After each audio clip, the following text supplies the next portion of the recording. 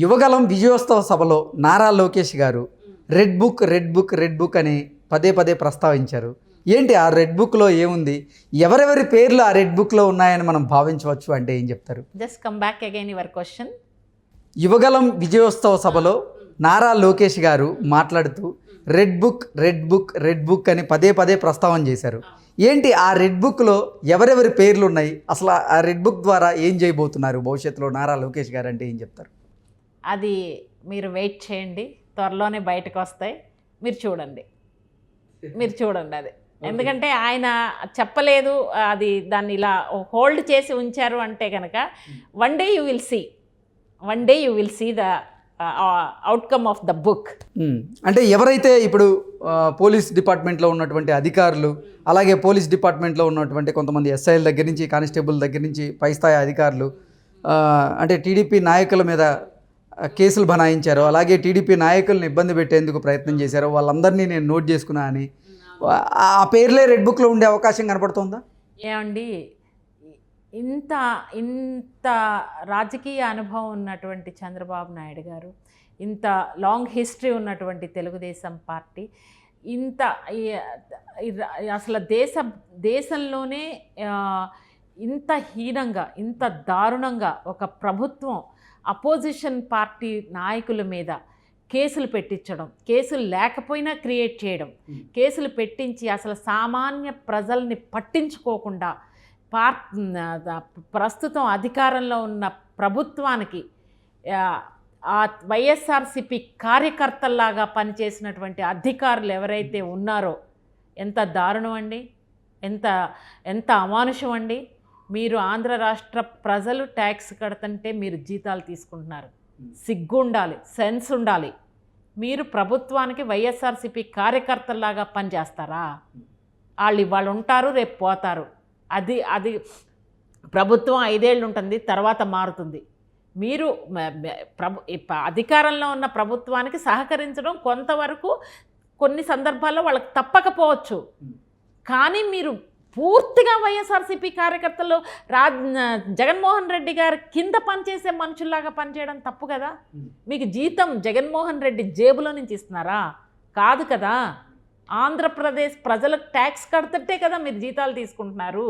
అంత లొంగిపోవాల్సిన అవసరం ఉందా? రేపు ప్రభుత్వం మారుతుంది, చంద్రబాబు నాయుడు గారు, జనసేన, తెలుగుదేశం పార్టీ అధికారంలోకి వస్తుంది. అప్పుడు మీ పరిస్థితి ఏంటి? ఎగ్జాక్ట్లీ నేను అదే ప్రశ్న అడగబోతున్నాను. అప్పుడు మీ పరిస్థితి ఏంటి?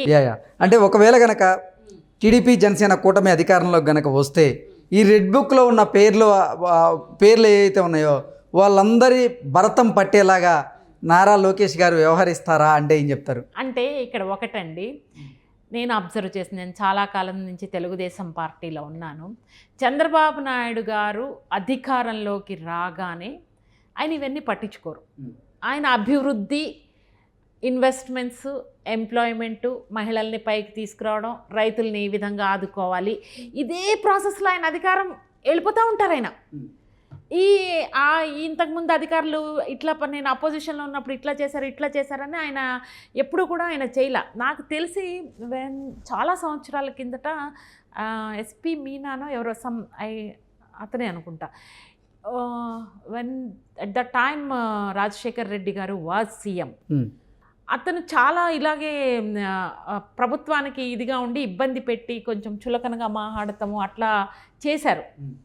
నేమ్ కరెక్టో కాదో ఐ విల్ రెక్టిఫై. అది చేస్తే నేను ఏమనుకున్నాను తెలుసా అండి, చంద్రబాబు నాయుడు గారు నెక్స్ట్ అధికారంలోకి వచ్చారు. అధికారంలో అబ్బాయి ఇప్పుడు ఈయన పని పడతాడు, ఈయన ఇంత ఇది చేశాడు అనుకున్నా. అసలు అటు దిక్కుకే వెళ్ళలేదు. ఆయన కాన్సన్ట్రేషన్ అంతా అడ్మినిస్ట్రేషన్ మీద ఉంది. అంటే ఆయన అవన్నీ పట్టించుకోరు. It's a very tall leader, big leader. కాకపోతే కానీ ఇక్కడ ప్రస్తావన చేసింది మాత్రం నారా లోకేష్ గారు. లోకేష్ గారు కూడా ఒక మాట ఏమన్నారంటే, ఆయన young leader, is a young leader Nara Lokesh గారు.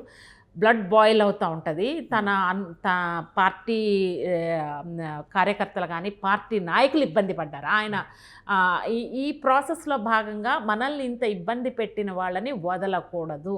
ఒక స్టేజ్లో అన్నారు, వాళ్ళ మదర్ని కూడా ఇది చేసినప్పుడు, పెద్ద ఆయన మంచి ఆయనేమో కానీ నేను మంచోడిని కాదు అన్నారు ఆయన. నేను విన్నాను అది. పెద్ద ఆయన మంచోడేమో వదిలేస్తారేమో కానీ నేను మాత్రం మంచోడిని కాదు, ఐ విల్ టేక్ రివెంజ్ అన్నట్టుగా అన్నారు. అంటే ఈ రెడ్ బుక్లో ఉన్న పేర్లందరికీ ఐ డోంట్ సే మూడింది అనను, కౌంట్ డౌన్ స్టార్ట్ అయిందంట అంతే. సో యూ కెన్ అండర్స్టాండ్, మీరు విన్నది కరెక్టే, కౌంట్ డౌన్ స్టార్ట్ అవుతుంది.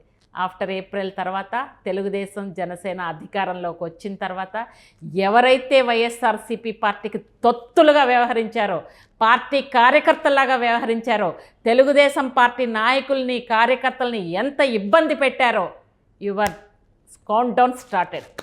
ఓకే, ఓవరాల్గా ఆంధ్రప్రదేశ్లో రానున్న ఎన్నికల్లో టీడీపీ జనసేన కూటమికి ఎన్ని స్థానాలు రాబోతున్నాయి, ఎన్ని ఎంపీ స్థానాలను గెలుచుకునే అవకాశం కనపడుతుంది ప్రస్తుతం అంటే ఏం చెప్తారు?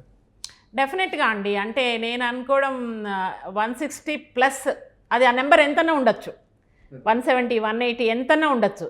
But they will get very good number.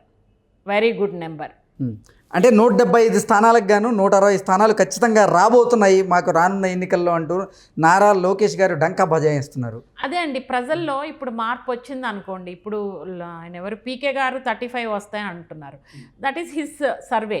కానీ still we will have 4 months time or 3.5 months. ఈ 3.5-4 months లోపల పొలిటికల్ సినారియో ఎటు ఏ వైపు షేప్ తీసుకుంటుందనేది this is too early to answer. ఎందుకంటే ఇప్పుడు ప్రజెంట్ సర్వే ప్రకారం 144 అంటున్నారు. నేనంటున్నా ఆఫ్టర్ 2-3 months తర్వాత తెలుగుదేశం పార్టీ గ్రాఫ్ ఇట్లా ఉంటే వైఎస్ఆర్సీపీ పార్టీ గ్రాఫ్ ఇట్లా ఉంటుంది. Then the number will be increased from 144 to 160, 170. I don't say, I cannot say 175. It's 160, 170 మధ్యలో డెఫినెట్గా రావడానికి అవకాశం ఉంది. అదే రేషియోలో ఎంపీ సీట్లు కూడా వస్తాయని నేను అనుకుంటున్నాను. 25 ఎంపీ స్థానాలకు గాను టీడీపీ జనసేన కూటమి ఎన్ని ఎంపీ స్థానాలను కైవసం చేసుకోబోతుంది అంటే ఏం చెప్తారు? 20+, అది కూడా మీరు నోట్ చేసుకోవచ్చు. ఎందుకంటే ఇదే జగన్మోహన్ రెడ్డి నాకు మొత్తం ఎంపీ సీట్లు ఇవ్వండి, కేంద్రం మెడలు వంచుతాను, ఆ ప్రత్యేక హోదా తెస్తాను, గెలిచిన 2వ రోజే ప్రత్యేక హోదాను మర్చిపోయాడు.